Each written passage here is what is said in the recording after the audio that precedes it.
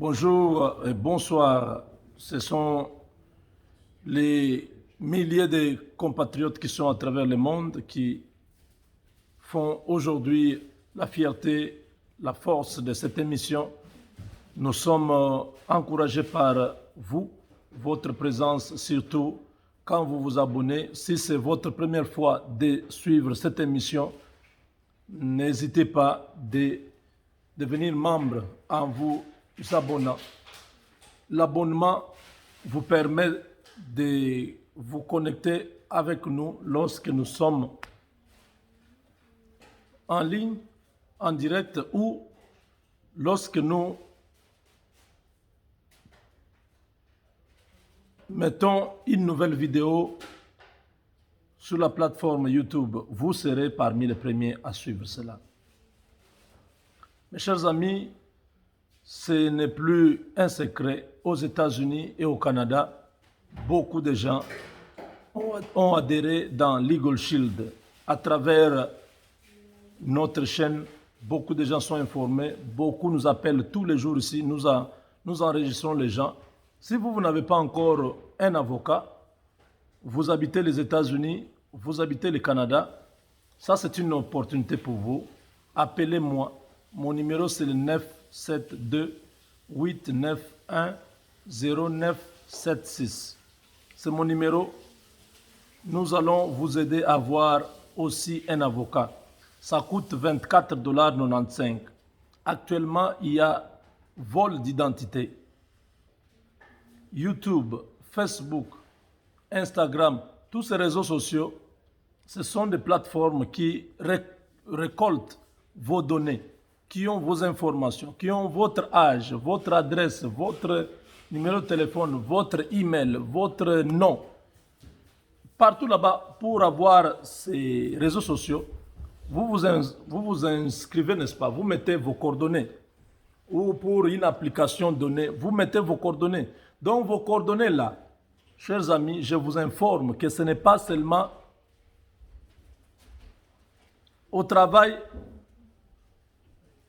où on a vos informations. Ce n'est pas seulement à l'hôpital où on a vos informations. Ce n'est pas seulement à la banque où on a vos informations. Vos informations aujourd'hui sont dans beaucoup de plateformes qui sont en ligne. Donc, il y a beaucoup de possibilités que vous soyez victime un jour du vol d'identité.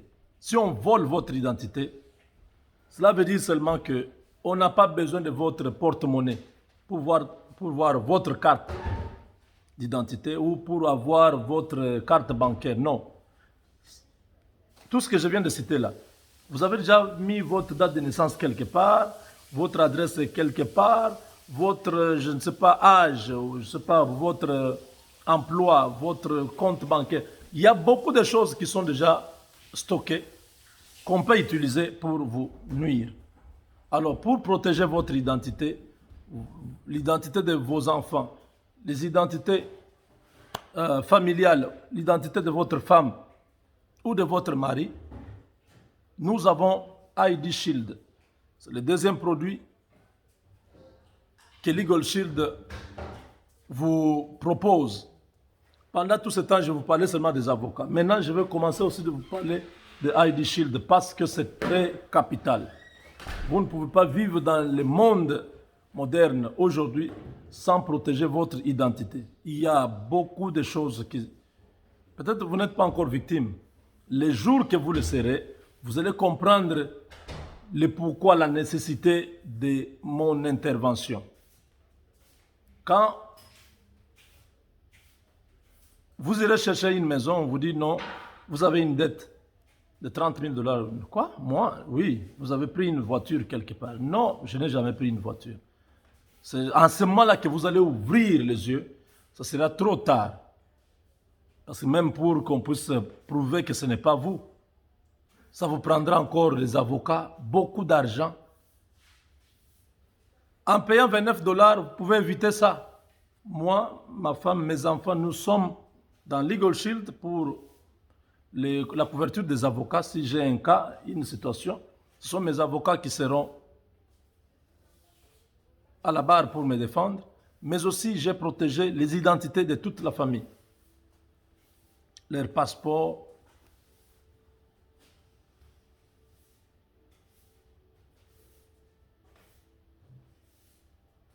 les comptes bancaires, les social security, l'adresse, mes comptes Instagram, YouTube, Facebook, WhatsApp, Twitter, tous ces réseaux sociaux, pour moi, pour ma famille, c'est conservé, protégé et monitoré par Legal Shield. S'il y a quelqu'un qui cherche à toucher à une de mes identités, directement, je suis notifié sur le téléphone.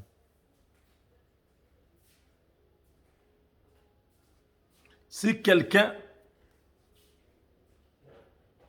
cherche à s'introduire parce que même vous voyez vos messages là que vous envoyez sur WhatsApp, sur Instagram, tout ça, quelqu'un peut accéder à cela. Il va pirater votre compte et puis il va voir tout ce qu'il y a dedans. Il va commencer à publier des choses. Vous serez humilié. Vous serez ridicule. Mais avec ID Shield, on bloque. Personne ne peut s'introduire dans ce qui est à vous. Quand quelqu'un tente de faire ils ont des logiciels puissants, donc ce sont des plateformes qui sont hyper sécurisées. Parce qu'elles sécurisent vos données, c'est-à-dire eux doivent être plus sécurisés. Chaque fois que quelqu'un pourra essayer de faire une aventure comme ça, je suis déjà averti et on demande mon avis, je dis non, c'est pas moi. On bloque directement la personne. Et les poursuites, les investigations commencent. On cherche à savoir, il s'est connecté sur quel ordinateur, dans quel pays, même si ce sont des Indiens ou je ne sais pas quoi, les Chinois, on va localiser. C'est le travail de FBI, hein, c'est la vie privée. La vie privée est protégée. Si vous ne voulez pas protéger votre vie privée, un jour, on va lire vos messages, vos conversations avec des personnes que vous connaissez sur votre compte Instagram, votre compte WhatsApp. Vous pensez que vous êtes protégé. Il y a la protection et la protection. Maintenant, là, ça c'est comme une banque qui protège votre vie privée. Donc, ça coûte $29,95. Si vous en avez besoin, si vous êtes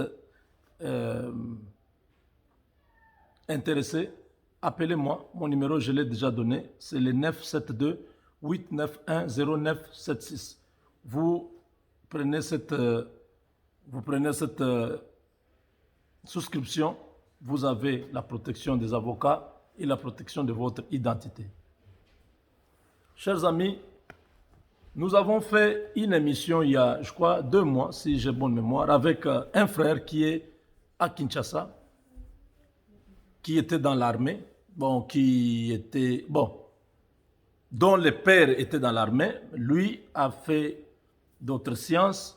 Il est allé à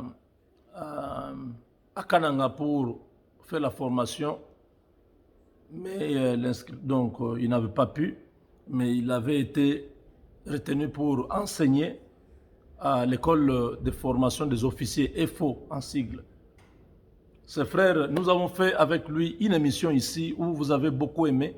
Il nous a parlé comment devenir un général, comment l'armée fonctionne, comment monter en grade. Il a expliqué beaucoup de choses. Il faut passer dans tel centre d'instruction, CI, il faut faire ceci, il faut l'académie militaire, il faut l'école de guerre. Il a dit beaucoup de choses. Cette émission-là, chers amis, le président de la République avait écouté cela. Il vient d'ordonner une commission qui doit passer en revue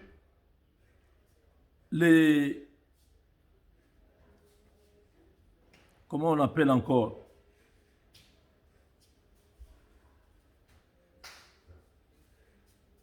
hein, donc le chef de l'État et commandant suprême de l'armée vient de mettre en place une commission qui a pour but de suivre les parcours de tous les officiers généraux. C'est un grand jour pour moi. Les officiers généraux de l'armée, sans exception. Ah, c'est un grand jour pour moi. Vous qui croyez que je suis en train de perdre le temps, vous ne savez pas si c'est pour des moments comme celui-ci que Dieu a permis que nous puissions avoir quelqu'un comme Félix Tshisekedi. L'homme écoute. Nous avons demandé, c'était déjà le mois de décembre, qui croyait que la RDC pouvait encore consacrer, le président allait consacrer la RDC à Dieu. Tout le monde avait oublié. Je dis bien, tout le monde avait oublié. En 2019, c'était au mois de juin. Au mois de juin, j'ai commencé, j'ai rappelé ça. En décembre, j'ai dit, Monsieur le Président, nous avons pris l'engagement devant Dieu en 2018, pendant la prière de 4 semaines.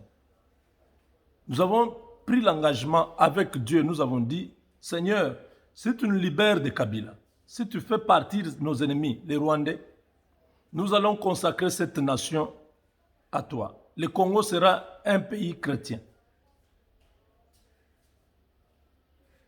Nous allons te consacrer un jour où ce sera un jour d'action de grâce dans le pays, où tout le monde priera, dira merci à Dieu. Et nous avons fait cette prière-là, Dieu nous a exaucés, nous nous sommes libérés de Kabila. En 2019, au mois de juin le 23, le président a consacré, a dédié la RDC à Dieu. Ça devait être chaque année, parce que c'est reconnaître la grandeur de Dieu. Sans Dieu, nous ne serons pas arrivés là.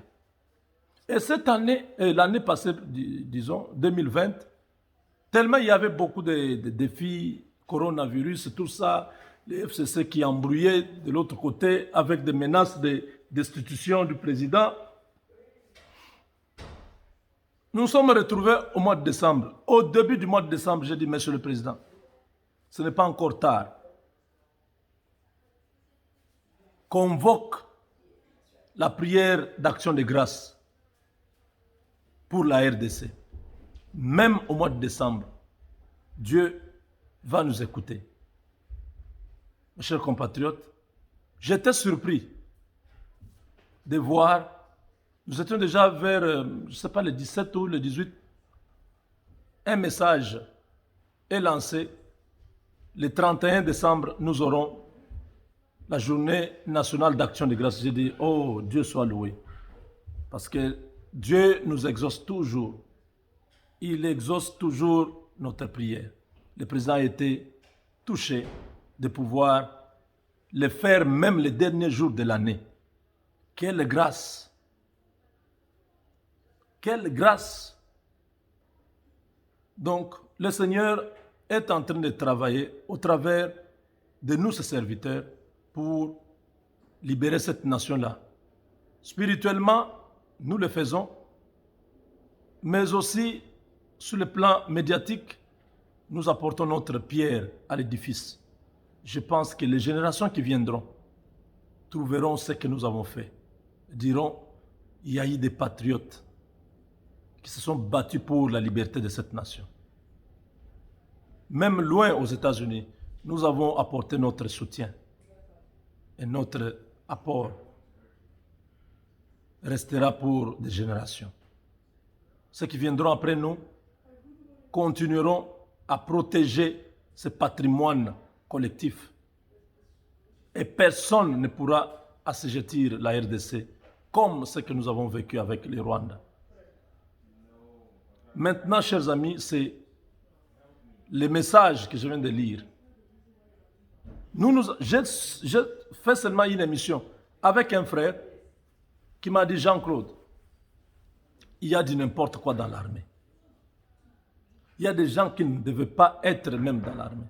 Des civils, des criminels qui sont aujourd'hui en train de détruire notre armée parce que rien n'a été respecté. Des gens qui n'ont jamais été dans un centre de formation. John Numbi a été nommé général d'armée, inspecteur général de l'armée congolaise. Pour quelle formation suivie? Aucune. Ils sont allés dans cette petite formation-là, déjà général. Même le gars ici, le Rwandais qui est en prison, Milingagno, qu'on appelle Wimana, Barnabé, il a dit Kabila et John Numbi étaient directement parachutés généraux, tous les deux. Ils n'ont jamais été formés. Quand le frère a expliqué comment l'armée fonctionne, comment quelqu'un peut devenir général, même moi j'étais étonné. Il y avait beaucoup de choses. Il a dit Tango Fort, lui, mérite. Il a été à l'EFO, il a gravé tous ses échelons, tous ses grades, jusqu'à arriver au grade de général. C'est normal. Mais beaucoup d'entre eux, c'est des gens qui sont venus dans les brassages, dans les mixages, RCD.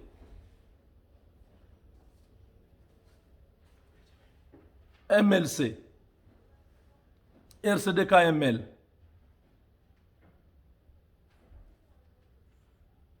CNDP, tous ces groupes armés ont fourni à l'armée congolaise la médiocrité. Roger Lumbala était général dans la rébellion. Il n'a jamais été dans l'armée, il n'a jamais été dans une formation militaire, mais c'était autoproclamé général. Et c'est comme ça que beaucoup s'autoproclamaient des généraux. Et tous ces gens-là sont aujourd'hui dans l'armée. Si nous avons des difficultés aujourd'hui, c'est à cause de ces gens qui n'ont jamais été dans une formation régulière de l'armée pour arriver au rang de général. Nous avons dit que le chef de l'État puisse convoquer les États généraux, qu'on puisse suivre, ne fût-ce que les parcours de chaque général. Voilà, ça vient d'être fait. 2 mois après, mais le message est arrivé. Je suis très fier. C'est un grand jour pour moi de savoir que le chef de l'État est en train de suivre ce que nous proposons. Beaucoup de ce que nous avons dit se réalise. Mais vous savez, les méchants, il va voir seulement un élément. Moubenga avait dit, ça ne s'est pas fait. Et la crédibilité, c'est vous qui me donnez la crédibilité. Crédibilité. Parce que pour vous, ce que France 24, TV5 vous raconte là, c'est ça ce qui est crédible. Vous ne savez pas que toutes ces chaînes-là sont manipulées par ceux qui les financent? Vous ne le savez pas? Vous croyez à toutes ces informations qu'on vous donne sur TV5 et France 24? Vous pensez que c'est vrai? Mais on vous manipule tous les jours ici? Est-ce qu'on vous dit la vérité dans tous ces médias? Leur rôle, ce n'est pas de dire la vérité.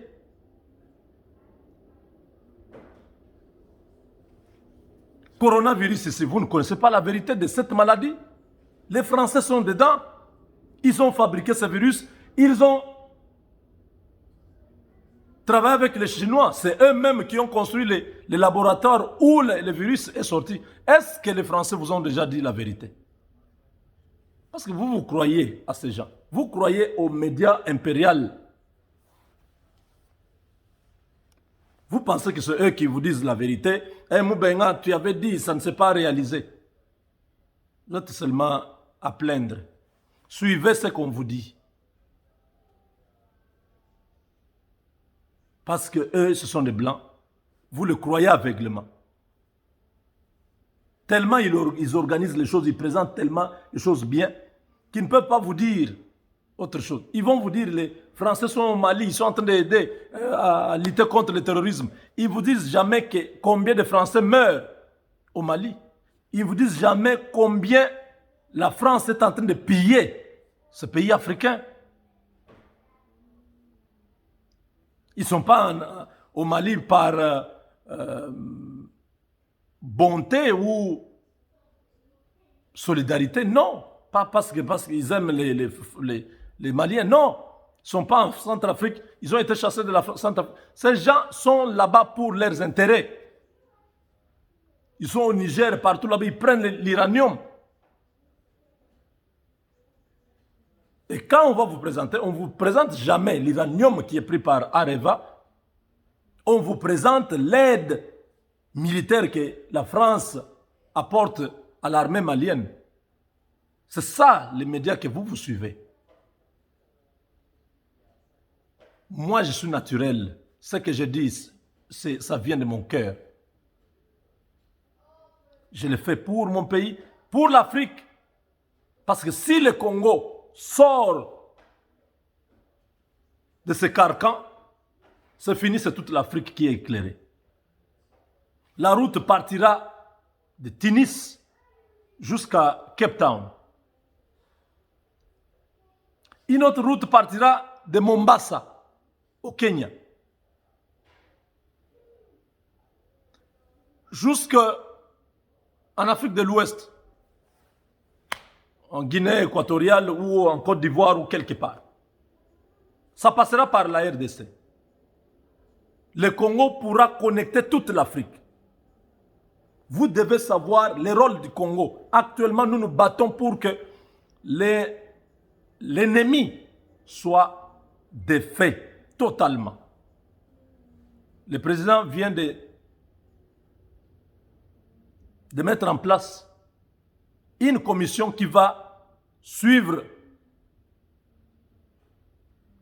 le parcours de tout général. On doit savoir comment tu es devenu général. Tu as été recruté quand? Dans quel centre? Combien de temps tu as fait? Montrer les documents. Il y a des archives. On va suivre. Beaucoup de généraux rwandais viennent d'être pris en otage, viennent d'être pris en sandwich. Cette décision vise ces criminels. Ils vont être pris, arrêtés à l'immédiat pour faux usage de faux. Tous ces gens-là sont des criminels, sont des gens qui ont fait des massacres dans les pays. Ils vont se retrouver, ce sont des illettrés. La plupart d'entre eux n'ont jamais été, même à l'école. Kagame, pour nous humilier, nous a amené la médiocrité, commençant par Kabila. Des gens médiocres dirigeaient notre pays, notre armée, nos institutions. C'est comme ça que vous voyez les gens comme Rouberois. Rouberois sont considérés comme les dieux de la mythologie grecque chez les Rwandais. On trouve que Rouberois est hyper intellectuel. Kagame n'a pas de niveau. Kagame, ce n'est pas un super intellectuel. C'est un monsieur qui est venu aux États-Unis, qui a suivi quelques formations dans les domaines de l'intelligence. Du genre FBI, CIA, tout ça. Il a été formé dans ces domaines-là. C'est comme ça qu'il est rentré en Ouganda. Il a servi Museveni dans le domaine des renseignements.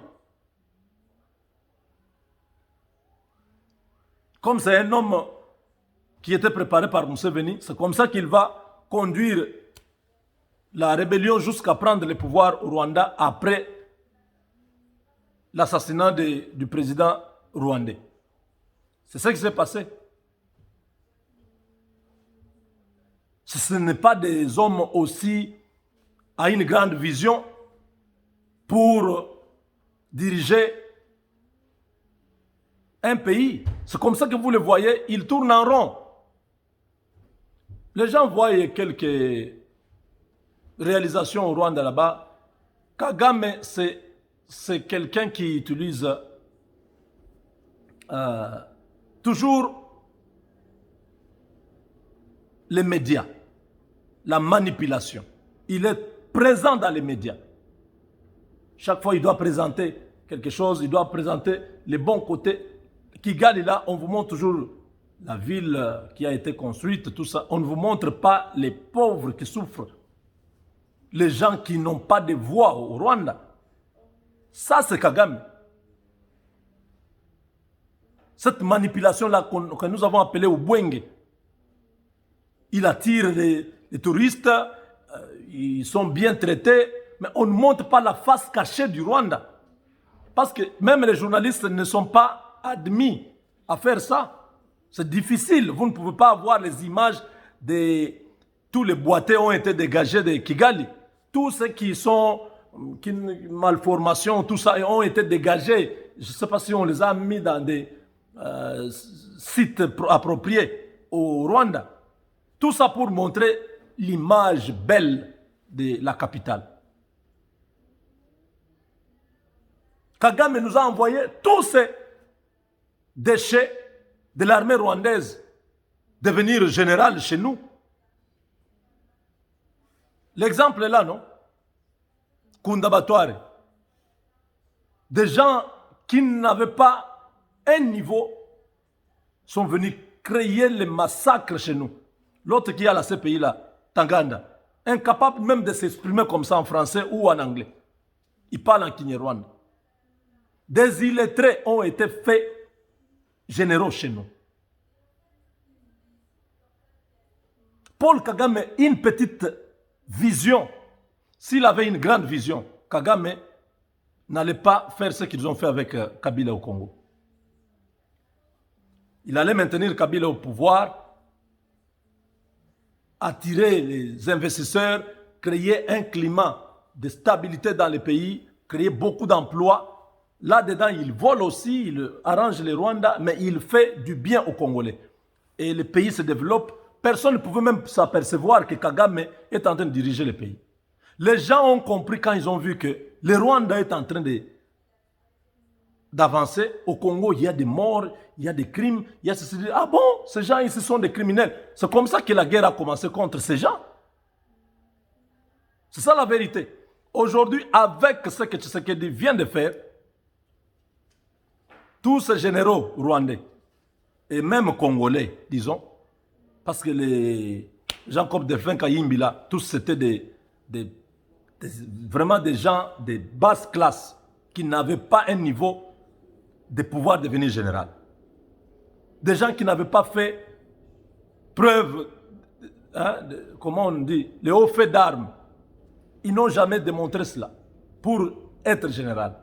On va enlever tous ces gens-là dans l'armée congolaise. C'est ça qui me fait la joie. Parce que tant que ces gens seront dans l'armée, et tous les autres kabylistes qui sont corrompus, qui sont dans l'armée, tous ces généraux-là, tant qu'ils seront là, notre armée n'ira nulle part. J'ai déjà proposé, je pense que les chefs de l'État, qui écoutent ce que nous disons, ce sont des propositions. Il y en a beaucoup qui proposent. Moi aussi, j'ai le droit de proposer. Je dis, Monsieur le Président, pour l'instant, pour arrêter ce qui se passe à l'Est, nous ne pouvons pas utiliser notre armée. Que nos militaires cessent d'aller au front. On se retrouve dans la prochaine vidéo et on va finir par là. Donc, suivez la prochaine vidéo. Vous allez comprendre ce que j'explique. Avec Dieu, nous vaincrons.